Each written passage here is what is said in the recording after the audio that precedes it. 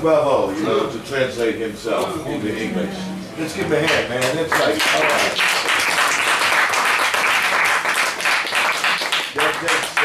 Take some balls. Ok, donc en français, ce texte, c'est un texte qui parle du racisme. Si ce texte parle de racisme. Racism. Yes. Do we have some of that? No. No.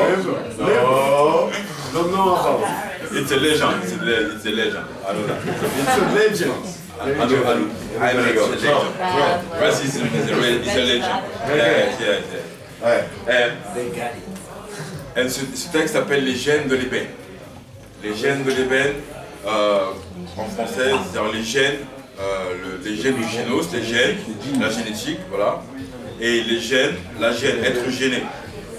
En français, quand être gêné, c'est quand on n'est pas à l'aise, quand on connaît, voilà. Vous comprenez, il n'y a pas de problème. Donc,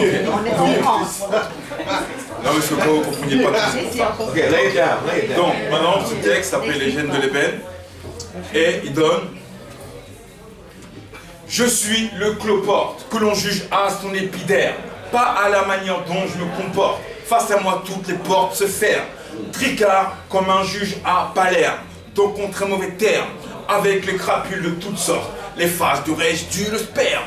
Ce dont le regard me consterne, me rappelle que je suis à part, c'est-à-dire le facteur externe. Je suis le sauvage, le barbare, l'homme des cavernes, celui qui vit parmi les crevards, mais en ce qui me concerne, le lascar qui accumule le savoir et étudie les strates du pouvoir jusqu'à en avoir des cernes. Ma philosophie est un rasoir, éclaire la trajectoire de mon oratoire comme une lanterne, difficile de me perdre. Les sourires hypocrites et les critiques larvées sont autant de vices cachés que ma rétine discerne. Quoi de plus efficace quand t'es assis à la dernière place et que croupi dans la crasse, on te balance des balivernes. Parce que les shérifs salaces en mode western ne supportent pas le fait que ta face soit trop terne, que quoi que tu fasses, on te plonge 20 000 sous la merde. Rien à voir avec du Jules Verne, sache-le, porte à couvert. Même si j'aspire au bon fonctionnement des citernes, j'ai le statut d'incendiaire au sein de ma propre caserne. Marianne affirme qu'affectueusement, elle me materne, mais bien les faits démontrent que je reste le problème interne. Qu'est-ce qu'il a fait du bébé? Ma patrie me réclame un amour inconditionnel, alors qu'elle me condamne à m'épanouir au sein des poubelles. Elle rationne mes opportunités de voir la vie belle et me cantonne à un rôle d'envahisseur rebelle. Le bouc émissaire parfait de politique malsaine qui galvanise les haines des citoyens modèles, ceux pour qui je ne suis qu'un faiseur de bordel, car des médias ne cessent de le chier dans leur cervelle. On ne m'accorde le travail qu'avec pelle et truelle. Je suis le délinquant, la racaille, le criminel.